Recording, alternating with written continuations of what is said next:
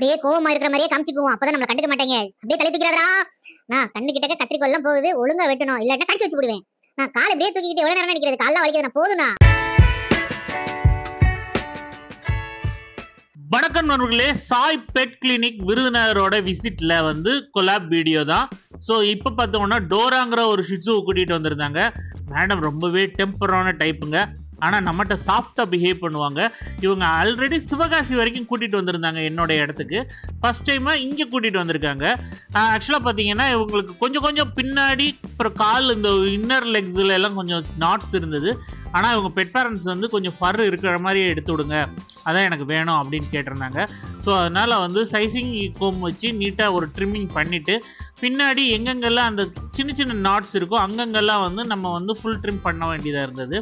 கிட்டத்தட்ட சொல்ல போனால் பேக் சைடு வந்து கொஞ்சம் விட்டுட்டு ட்ரிம் பண்ணுற மாதிரி இருந்தது. அந்த மாதிரி இருந்ததுனால அந்தந்த நாட்ஸ் இந்த பார்த்திங்கன்னா சின்ன நாட்டாக இருக்கும்.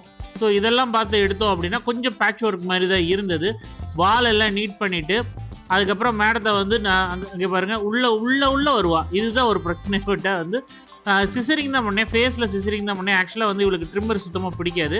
அண்ட் ஒன்று என்னென்னா கண்ணுக்கிட்ட கொஞ்சம் அந்த கண்ணிலேருந்து வர கண்ணீர் எல்லாம் சேர்ந்து கொஞ்சம் கட்டியாக இருந்தது. ஸோ அதனால் சிசரிங் பண்ணிவிட்டு அந்த நீட்டாக அந்த ஃபர்ரை வந்து அந்த ஃபேஸை சுற்றி நீட்டாக எடுத்து விட்டாச்சு. அதுக்கப்புறம் பார்த்திங்கன்னா அவளுக்கு வந்து அந்த வாயை வந்து ரவுண்டாக கொண்டு வரது கொஞ்சம் கஷ்டமாக இருந்தது. அண்ட் கால் கடியில் பார்த்திங்கன்னா அந்த கட்டி சேர்ந்துருந்தது. ஸோ அதை ரிமூவ் பண்ணுறது கொஞ்சம் கஷ்டம். ஏன்னா இவ வந்து ஒரு இடத்துல இருக்க மாட்டேன்னு அடம் பிடிச்சிக்கிட்டு இருந்தா, அதையும் கஷ்டப்பட்டு ரிமூவ் பண்ணியாச்சு. அதுக்கப்புறம் குளிப்பாட்டை கூட்டிகிட்டு வந்தாச்சு. நீங்கள் பார்த்தா தெரியும் அவளுக்கு வந்து நீட்டாக அந்த இன்னர் தைஸ்ல எல்லாம் கொஞ்சம் ஃபர் இருக்காது. அதே மாதிரி காலோட பேக் லெக்கில் பார்த்தீங்கன்னா அந்த எண்டிங் பாயிண்ட்ல எல்லாம் பார்த்தீங்கன்னா கொஞ்சம் ஃபர் இருக்காது. இதுக்கு ரீசன் என்னன்னா அங்கெல்லாம் பார்த்தீங்கன்னா கொஞ்சம் நாட்ஸ் இருந்தது. ஸோ அந்த நாட்ஸை நம்ம இப்போயே ரிமூவ் பண்ணிடுறது நல்லது. ஏன் அந்த நாட்ஸை ரிமூவ் பண்ணுறோம் அப்படின்னா அது வந்து அடுத்து முடி எல்லாத்தையும் இழுத்து வச்சு பெரிய நாட்டாயிடக்கூடாது. ஸோ அதனால் வந்து சின்னதாக இருக்கும்போதே நம்ம வந்து ரிமூவ் பண்ணிடணும்.